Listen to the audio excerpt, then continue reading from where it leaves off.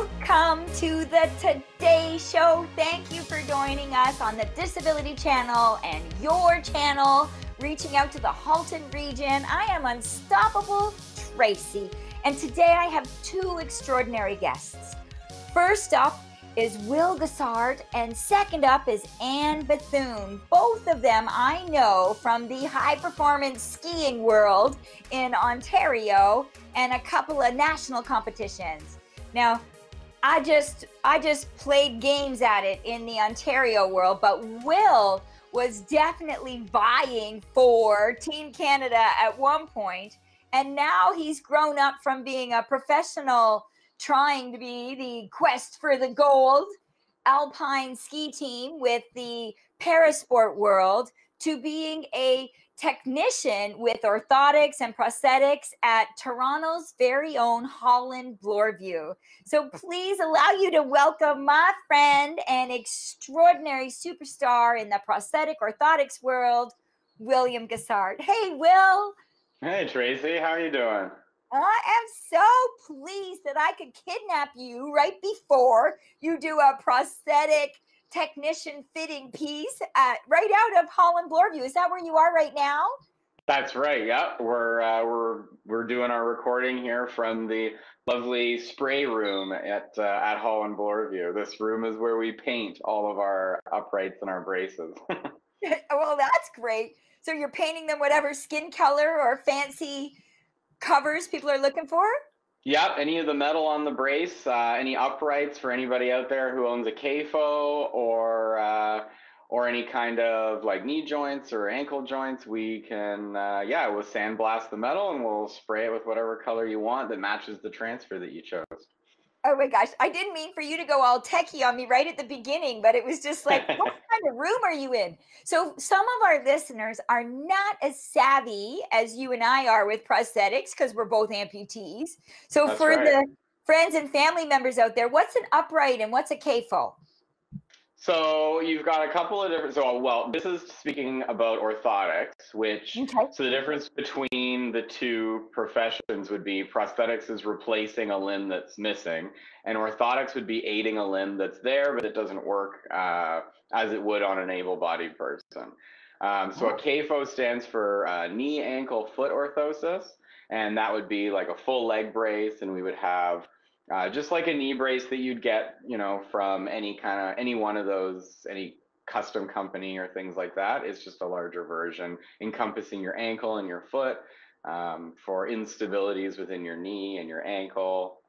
So uprights would be the part that controls that motion of the knee in the correct plane, like plane of motion. So your knee kind of bends forward and backward as you walk, and knee joints help keep that in alignment.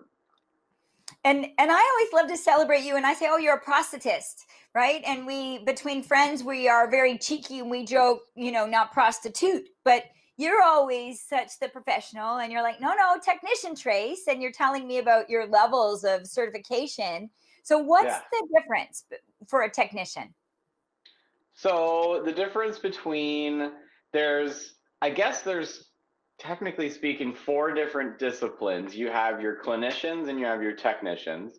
So for those people out there who who would come to us to get fit, you would see a clinician first. So they're kind of the doctor. They're the person that comes in, assesses your accessibility needs, what your brace needs to accomplish for you, and functionally, as well as what you want it to look like. Whether we get a printout online or whether you draw your own thing or have a tattoo artist draw something for you, that's all discussed in the initial assessment. And then there's the technician. So after the clinician sees the patient, they'll come back to us with a cast and say, this is what the client wants. And our job as a technician is to fabricate it and build it. And then within the prosthetics and orthotics world, it is split up into prosthetics and orthotics. You can be, as a clinician, registered in either one of those or both potentially, and same thing as a technician. Currently right now, I'm a registered orthotic technician, I was registered out in Alberta about 3 years ago now, maybe Yeah. 4 years ago, and I've completed my hours in prosthetics, and I'm just kind of waiting for COVID to subside a little bit so that I can write my Canadian certification exam Yeah. for prosthetics. I mean, this has been, and I believe that was your initial dream, was to be more on the Always. prosthetic side. Yeah, it definitely was. Prosthetics, to some people in the industry or getting into the industry, it can look like it's a little robotic. Some of the things look pretty neat. So there's a lot of people that try and get into prosthetics. So I kind of ventured towards Alberta out west and just kind of landed any job that I could to get into the industry. So I started. I started in orthotics, and then I moved to a prosthetics company called Napos, Northern Alberta Prosthetics and Orthotic Services, and I Yeah. completed my prosthetic hours there. And then I moved back to Toronto, and this was my dream job since I was a really young boy, volunteering here at the age of 10. So I've known everybody here for a really long time. Everybody also says hi, Ron and Brian and Jessica. Yeah. Amazing. And you're talking about, and I keep calling it Holland Bloorview. I keep putting a slang to it, but what's its official name now? The full title is Holland Bloorview Kids Rehabilitation Hospital. And now I like to think I'm a kid, but even I get to go. So you guys also, do you just bend the rules for people like me that grew up with the system, or do adults come in fresh off the street as well? Nope, that's right. Basically, you would have been, I guess, grandfathered in, or not even. So the deal here is if you were a patient or a client with us under the age of 18, you can continue to be seen as an adult. Right. To keep that client and clinician relationship going is a pretty important relationship to maintain, and I think that Bloorview realized that. So if you've been seeing somebody as a pediatric client, under 18 is pediatrics, then they'll continue to let you see your clinician through until adulthood.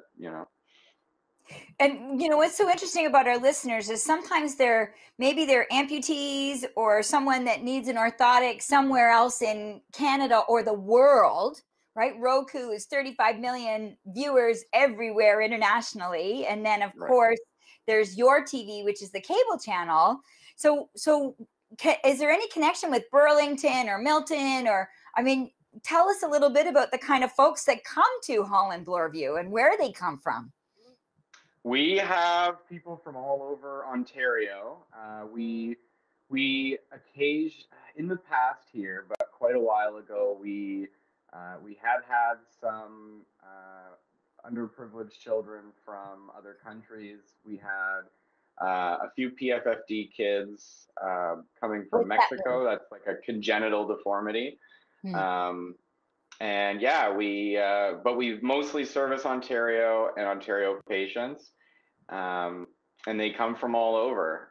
This is it's a learning hospital, and it's a huge research and development hospital. So they deal with a lot of intricate cases. We get a lot of congenital people with disabilities. So like whether that's orthotics or prosthetics, whether you're born with your disability, those tend to not be as straightforward as somebody who acquired their amputation or their disability.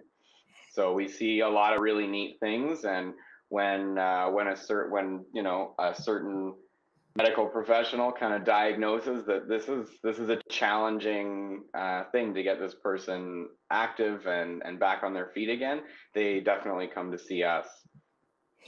So privacy is super relevant, but do you have a story of a interesting scenario from the center that you remember either as an observer or a participator?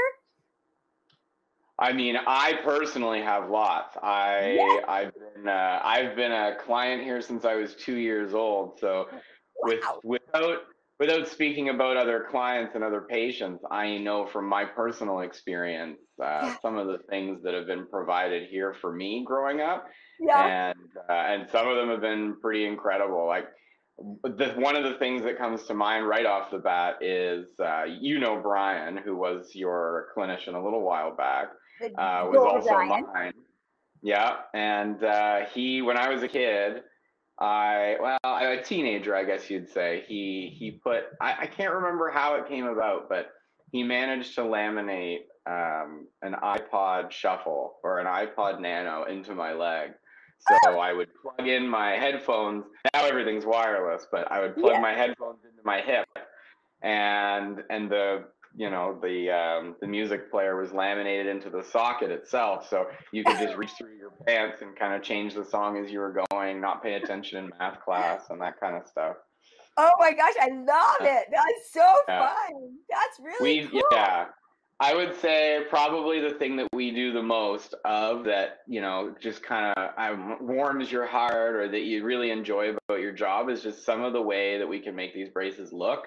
Yeah. Yes, function is probably or is the most important part, but when you get children who don't always, they don't always want to wear it, they don't understand that. They want it to look nice. They want to be cool in front of their friends, and they want their friends to think that that's cool and that they want one.